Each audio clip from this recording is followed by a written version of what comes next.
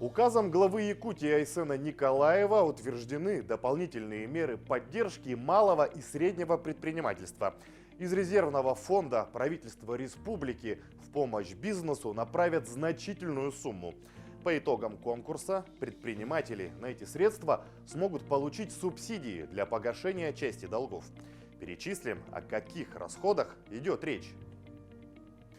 Во-первых, это кредиты и лизинг. Выделенные деньги субъекты малого и среднего бизнеса могут направить на оплату процентов в текущем году в размере ключевой ставки Центробанка России. Второй вид расходов – аренда помещений коммерческой недвижимости.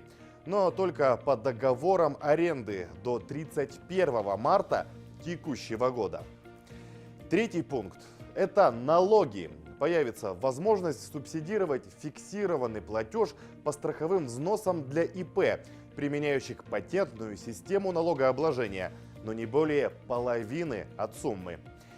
Часть средств направят и в помощь предпринимателям, которые в связи с ограничениями перешли на дистанционную работу, то есть на свои деньги открыли интернет-магазин или сайт.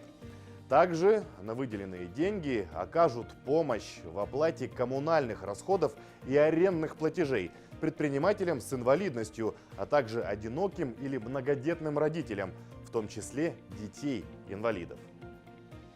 В настоящее время определяют условия и критерии приема заявок для участия в конкурсе.